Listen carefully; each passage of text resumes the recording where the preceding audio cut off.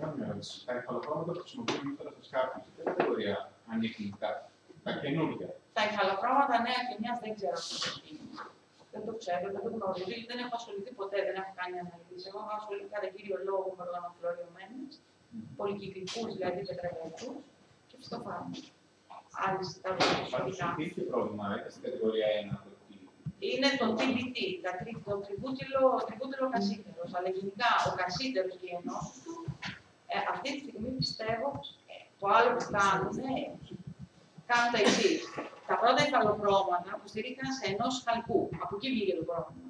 Διαπιστώσαν λοιπόν τρομακτικά αποτελέσματα ως προς τις επιπτώσεις σε διάφορους άλλους οργανισμούς που δεν ήταν οργανισμοί στόχοι επί της ουσίας.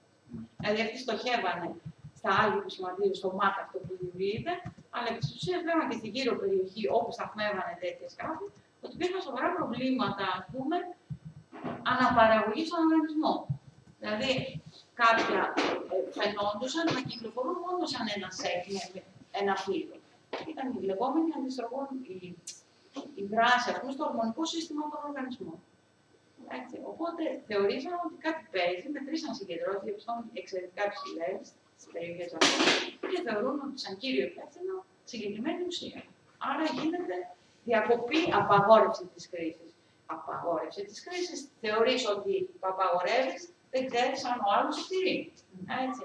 Και αυτή τη στιγμή θεωρούμε ότι βάσει την νομοθεσία, από ό,τι έχω διαβάσει, ότι σκάφη που ουσιαστικά κάνουν χρήση υφαλοκρωμάτων απαγορεύεται να προσεγγίζουν, δεν θυμάμαι τώρα σε πόσα μέτρα, από περιοχές κολύμβησης. Το θεωρώ σημαντικό. Πώς λειτουργεί το υφαλόχρωμα, τουλάχιστον με τα τελευταία στοιχεία που έχω, γιατί ξέρετε αυτά, καλπάζει η βιομηχανία συνήθως και πολλές φορές δεν τα λένε κιόλας. Είναι τα λεγόμενα βραδίας αποδέσμευσης, δηλαδή τι επί της ουσίας αποδεσμεύεται σταδιακά μια ποσότητα, ώστε η περιβαλλοντική συγκέντρωση να μην δημιουργεί πρόβλημα στους οργανισμούς πιστώχους. Κανένας όμως δεν μπορεί να... Δηλαδή δεν ξέρω, δεν έχω στοιχεία να σας πω, για το αν έχει γίνει μια τέτοια μελέτη, σίγουρα στα εργαστήρια τους έχουν κάνει κάποιες προσωμιώσεις με μικροκλίματα, τι γίνεται στην μικροκλίματα. Έχουν κάποια σήμανση πάνω τα υφαλοκρώματα τώρα τα τελευταία γενιά, κάτι οτιδήποτε που μπορεί να προβολήσουν, να μας δώσουν εμάς τη δυνατότητα να καταλάβουμε κάποια πράγματα. Για αυτά, δηλαδή, συνήθως μην πάμε και παίρνουμε ένα το οποίο κάνει τη δουλειά μας. Δεν κοιτάμε δηλαδή. Η συνήθιση σήμανση αφορά το χρήστη. Δηλαδή θα σου βάλει την νεκροκεφαλή, το διαφορετικό ή το βάζει το μπουκαλάκι που πέφτει στα πόνα και καίει, ας πούμε. Αλλά δεν νομίζω ότι αυτή τη στιγμή, δεν ξέρω αν έχουν επιβάλει να γράφουν και τοξικολογικές επιπτώσεις διάφορων οργανισμών. Για να μπορεί να κυκλοφορεί, δεν πρέπει να έχει περάσει ένα έλεγχο. Κοίταξε, η κυκλοφορία του κάθε προϊόντος, ό,τι είναι αυτό, δηλαδή από ένα απλό αγροχημικό έως φυτοφάρμακο ή υφαλόχρωμα, σαφώς και περνάει. Πώς περνάει. Δηλαδή, καταθέτει ο κατασκευαστής ή αντιπρόσωπος ένα φάκελο. Ο ελεγκτής ελέγχει με βάση τα δεδομένα τι προκύπτει. Και εγκρίνει και δεν εγκρίνει. Το φενδύον αυτό πολλές φορές όμως δίνεται προσωρινή αντιπληροφορία. Και όταν προκύψουν στοιχεία από πειράματα τοξικότητας σε συνδυασμό με περιβαλλοντική χημία, ότι ξέρει έχουμε σοβαρό πρόβλημα εδώ, τότε γίνεται διακοπή της κυκλοφορίας. Όμως αυτό έχει χρησιμοποιηθεί. Καταλάβατε. Δηλαδή, σας λέω χαρακτηριστικά αυτό το φάρμακο, το οργανοφωσφορικό της δαποπτονίας, κυκλοφορούσε. Κυκλοφορούσε κανονικά. Διακόπηκε όμως μετά, λόγω της, έτσι αναφέρθηκε, λόγω της υψηλής τοξικότητας, που παρουσιάζει σε υδρόβιους και χερσαίους οργανισμούς. Χερσαίους αναφερόμαστε συνήθως σε ένα από τα πλέον ευαίσθητα που είναι οι μέλισσες. Οι μέλισσες είναι ο οδηγός. Δηλαδή, άμα δεις την περιοχή ξαφανική μέλισσα, είναι κάτι φέρνει. Να σου το πάει έτσι απλά.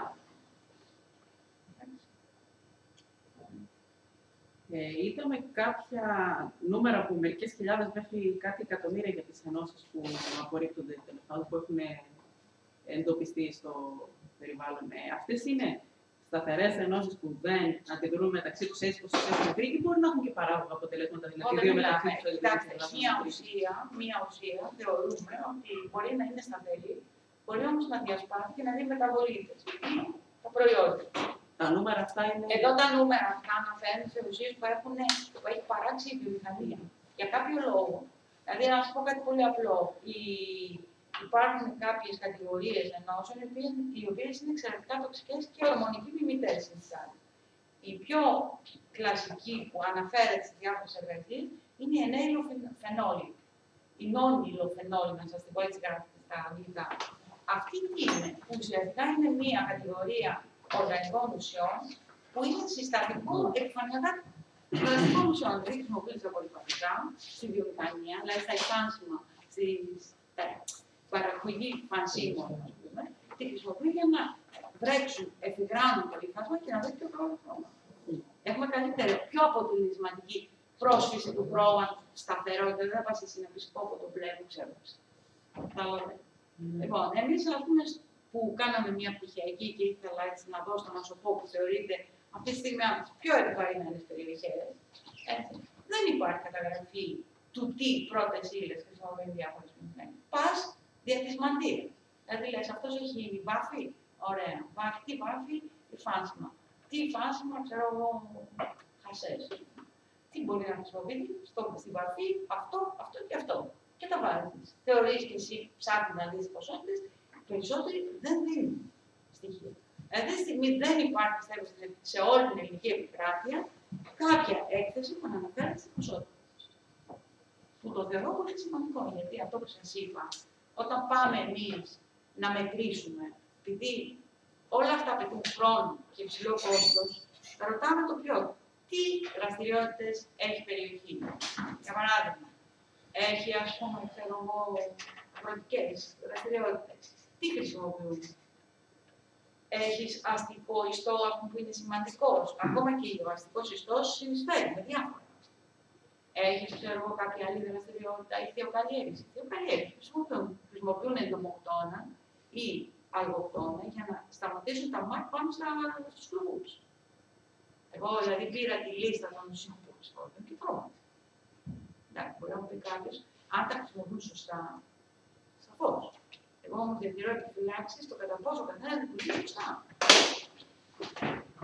Τα φυτοφάρμακα είναι ένα απαραίτητο κακό. Αρκεί να χρησιμοποιείται σωστά. Σωστή ποσότητα, στο σωστό χρόνο, πριν τη συγκομιδή. Άμα κάποιος μπορεί να μου πει αυτά. Το υφαλόχρωμα που χρησιμοποιεί έχει οδηγίες πάνω. Σου λέει, θα πρέπει να κάνεις αυτό το πράγμα. Πιστεύω ότι όταν αλήθετε, σας λέει, πάρτε μέγα εργοστασίες, φορέστε την μια μάσκα. Είναι έτσι, το λέει. Δεν λέει κάτι αυτό. Για τον χρήστη, τουλάχιστον. Εγώ πάντως μια φορά τσακώθηκα με τον άνθρωπο και πήγε και το έκανα στον καράβι. Και του είπα ότι χημικός, εσύ καταλαβαίνεις τι γίνεται. Υπερβολική είσαι. Πολύ υπερβολικά, το θεωρώ πολύ σημαντικό. Για κανονικά, το τρίβουμε το σκάφος και δεν μπορεί να μας... Εγώ πιστεύω, όταν το σκάφος έχει περάσει κάτι, μπορεί αυτό να έχει εξαφανιστεί σε μεγάλο ποσοστό, το 10-20% έχει μείνει. Σωστά. Και ίσως έχει αλλοιωθεί. Το πώς έχει αλλοιωθεί και τι είναι, το ξέρεις. Ωραία. Για ποιο λόγο να φορέσεις τη μάσκα και να το τρίψεις? Δηλαδή, ουσιαστικά, ο κίνδυνος αναπνοής και απορρόφησης αυτών μέσα από την ατμόσφαιρα είναι ο πιο εύκολος δρόμος. Γι' αυτό λέει συνήθως. Δηλαδή, μου τύχε να επισκεφθώ διάφορους χώρους που κάναν χρήση διάφορων τέτοιων και τρόμαξα με την αηδιαστικά λεπτομερή χρήση μέτρων προστασίας σε βαθμό αηδίας. Και όμως καλά κάνανε. Καλά κάνανε. Όταν σκεφτώ, σας τα ανακατεύω, αλλά έτσι είναι. Δηλαδή, δεν το θέτω μόνο με μια δραστηριότητα που γίνεται παράκτια. Ό,τι γίνεται στη Χέρσο, κάποια στιγμή, με κάποιο τρόπο, θα καταλήξει στην παραλία. Στα νερά αυτά της παραλίας. Όλοι έχουν την εντύπωση, επειδή η θάλασσα είναι χαμηλή, ο παράγοντας αέρας είναι ατέλειωτος. Δεν είναι. Οι συγκεκριμένες ουσίες δεν είναι.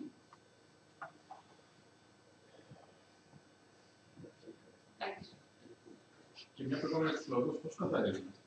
Ποιος? Πώς λένε, από ό,τι ξέρω. Δεν έχω πάει, δεν ασχολούμαι. Πώς τους βάζουν?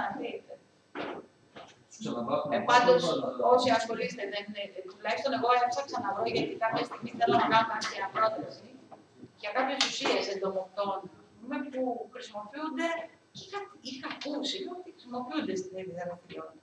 Έλα το πιο καλό, να δούμε τι γίνεται. Και δώσαμε μια λίστα, ας πούμε, όπου υπήρχε μια πληθώρα φαρμακευτικών ουσιών που χρησιμοποιούνται, ξέρω το πράγμα, αλλά κι άλλα. Την οδηγία REACH, τι γίνεται? Ναι, Την οδηγία REACH για την παρακολούθηση των χημικών και... τι αναφέρει το οδηγία? Τώρα δεν θυμάμαι σίγουρα. Είναι ευρωπαϊκή οδηγία για παρακολούθηση οργανισμών χημικών προϊόντων. Κοιτάξτε, εγώ πιστεύω ότι το πιο σημαντικό πρόβλημα δεν την ξέρω την οδηγία. Αν το REACH, λέει το REA. Εντάξει, αυτό είναι αρκετά παλιό. Τουλάχιστον. Το πρόβλημα σε όλες αυτές τις περιπτώσεις είναι να αναπτυχθεί η κοινωνική συνείδηση της επικινδυνότητας κάποιων ουσιών. Κατά δική μου άποψη. Να ξέρει ο άλλος ότι αυτό δεν είναι κάτι απλό, ότι μπορεί να δημιουργήσει σοβαρά προβλήματα. Τίποτα άλλο. Δηλαδή και οι ίδιοι, ας πούμε, εγώ βλέπω την ευκολία με την οποία χρησιμοποιούν κάποιοι, ας πούμε, κάποιες ουσίες, χωρίς να λαμβάνουν συνθήκες. Να κατανοούν επί της ουσίας την επικινδυνότητα της ουσίας.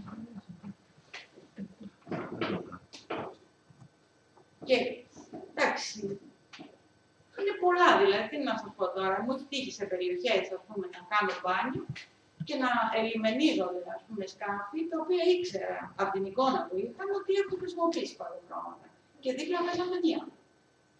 Δηλαδή στο τσάκι έγινα αυτό, να του πω ότι φίλε, πρέπει να τηρήσει την νομοθεσία. Πήγε πιο μακριά, πιο έξω. Πες μου, ποιος ελέγχει εκείνη τη στιγμή? Τι θα κάνω εγώ, τι να φωνάξω? Όταν είναι μια παραλία που πουθενά, ας πούμε. Σε ρωτάω, πέστε.